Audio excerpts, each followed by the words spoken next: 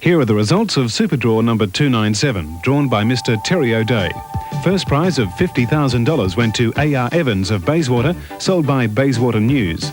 10 prizes of $500 each went to M. Crookshank of Scarborough, T. Goodings of Wembley, K. Salter of Vic Park, R. Mamini of North Perth, L. Thomas of Inglewood, J. Maguire of Carnarvon, G. Haynes of Newman, P. Wayne of Ardross, M. McMahon of Abbey, and P. Nostrini of Albany.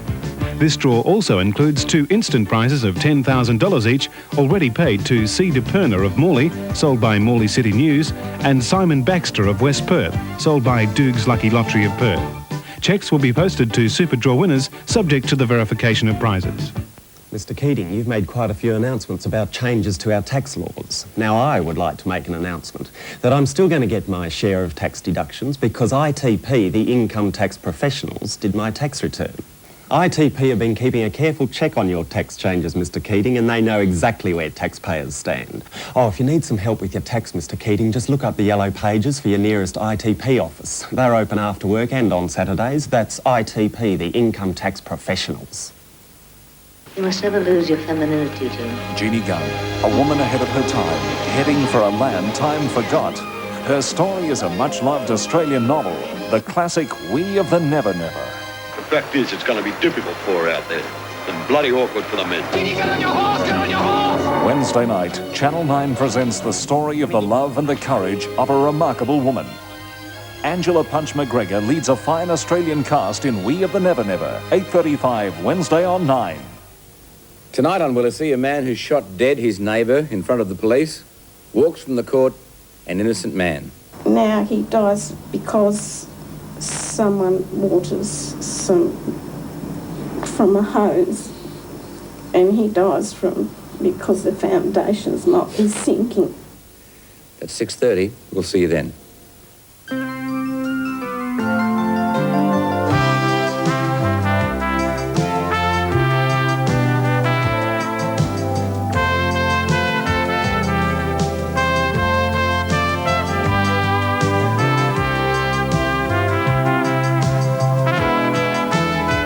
Save up to $2,000 on Chimera, Gemini, Astra and Barina demos, plus $1,000 minimum trade-in, including $500 cash back at Brian Gardner Holdings.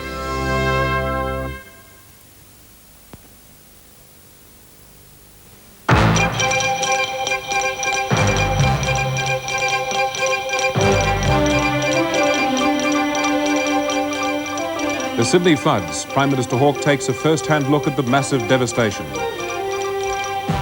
Police launch a full-scale internal inquiry after a constable's dramatic high-speed accident. And Perth's new international air terminal unveiled for the first time. Good evening, Greg Pearce and Anne Conti with this Thursday evening edition of the Channel 9 News. The federal and New South Wales government have pledged $20 million aid for victims of the Sydney floods. It's been confirmed 6 died in the deluge. Many homeowners facing devastation today found they may not be insured because they had built in so-called flood-prone areas. After visiting parts of Sydney today, Prime Minister Bob Hawke said insurance companies were quick to take premiums in good times and everything should be done to make them meet their commitments now. These reports from our Sydney newsroom.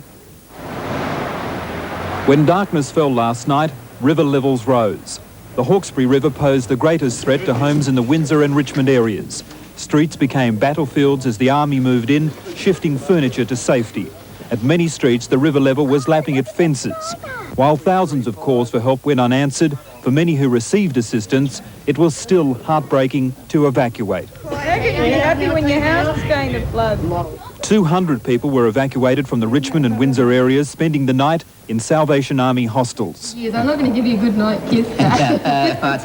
At McGrath's Hill, classrooms became dormitories as the exhausted bedded down for the night. Table for 2? Table for 2, please. Table for 2, this way, so you'll have to share it with 2 others. At dozens of makeshift evacuation centres, Red Cross officers became waiters, serving, for some, a welcome change in diet. All I do is cook pizzas, mate. At daylight, locals had the first chance to see the huge inland sea, fed not only directly by the rains, but also by the Warragamba Dam that continued to overflow. As a result, downstream, all roads near Windsor led to nowhere. Outlying homesteads became even more remote islands, scores of farms were completely awash. Many horses and cattle remained trapped, huddling together for shelter. The only optimistic sign was at 11 o'clock when the first brilliant rays of sunshine broke through the clouds and the floodwaters began to stabilise. After the agony of not knowing what possessions, if any, escaped the flood, many victims returned to their homes to find their worst fears realised. For some, home had been the Hollywood Caravan Park. This morning, it was a desolate wasteland with at least one victim still waiting to be rescued. Most of the trailers were damaged beyond repair, their contents scattered in all directions. But it seemed you didn't have to go far to find people worse off. Well, kitchen, carpets. Well, it would be easy, $20,000. Probably more than that. Houses in Landsvale, Fairfield and Canley Vale were hardest hit, their owners still in shock as they carted out ruined carpets, furniture and clothing. And all around, reminders of the ferocity and scale of the disaster. Just hasn't hit what's happened, really. I think this morning I got a little bit of teary-eyed for the first time. Well, all food has gone, all food, clothing, they're the things that we have lost. Of course, the floor covering, we've only had down 6 weeks. With Prospect Creek less than 100 metres away, it's easy to see why the damage here in Canley Vale was so extensive. In the space of a few hours on Tuesday night, the water rose some 4 metres, leaving debris and thick oozing mud scattered through houses and backyards. The mud left nothing untouched.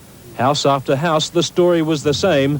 Thousands of dollars in damage and in many cases no flood insurance. Yet, even at the height of adversity, there was little self-pity. So I've been to houses where the people have had water up to here through the houses and they've asked, can we help others?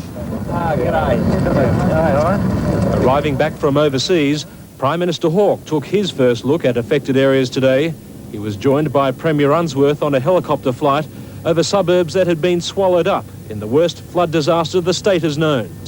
I mean, your first thought, of course, is for the 6 people who've lost their lives, but then there's so much devastation. And, of course, for people, in many respects, at least able to afford it, people who in the caravan parks, they've been worst hit. But while help is desperately needed, residents say it will be months before their lives are back to normal. Some say life may never be the same in a part of Sydney where even a fun park has become a picture of despair. Brad Schmidt, National 9 News. A police car flew through the air, narrowly missing up to a dozen people following a high-speed accident in Melville last night. Police reporter Michael Holmes says only an illegally parked car stopped the police vehicle crashing into a crowded health club.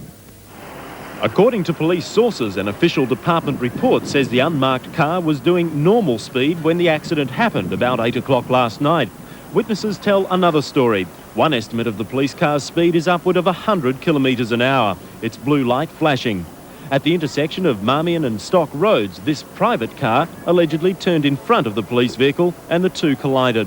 From there, the police car careered into a car parked in front of Laurie Potter's. It sounded like a roll of thunder coming down, and then I sort of looked out and saw this blue flash come sort of down from the window and just crash into the cars out the front. Pam Norman was in the reception area. She said the airborne police car appeared to fall out of the sky and hit an illegally parked vehicle. If that car hadn't been there, the police vehicle could have ploughed into the crowded reception area.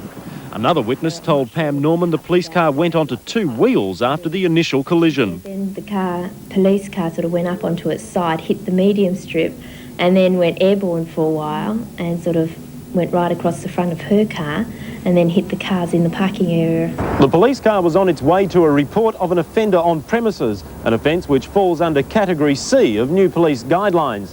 Category C means getting to the scene within the speed limit. Senior police have called for a top-level report to be completed by 8 o'clock tomorrow morning. It's known the 21-year-old police driver has already been interviewed by colleagues. Michael Holmes for Channel 9 News. Perth service station operators are gearing up for a battle over trading hours, adamant they won't allow the government to change the existing roster system. As part of the campaign, a fighting fund, which can already call on thousands of dollars. Guy Bevilacqua reports. The government's Kelly report, released in April, recommends the deregulation of trading hours.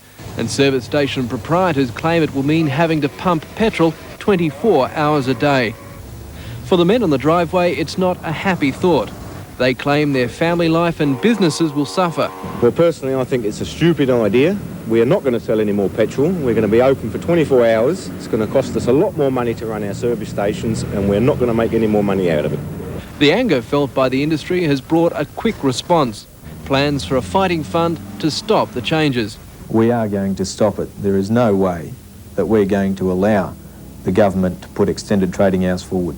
Already the fighting fund has $20,000 pledged, half from local industry newcomer Mark Povey. According to the Automobile Chamber of Commerce, the real winners from deregulation will be the oil companies, who they say will further monopolise the business. And the losers will be the public, when prices rise to cover costs. Guy Bevilacqua, Channel 9 News. Local fishermen have been warned they risk contamination with a toxic chemical by eating fish caught in a Fremantle lagoon. As Marie Mills reports, the warning follows tests on fish near the mothballed South Fremantle power station. Warning signs and fences have surrounded the disused station for years, but it hasn't stopped avid anglers from breaking the rules and breaking into the restricted area. Early this year, it was found SEC capacitors had been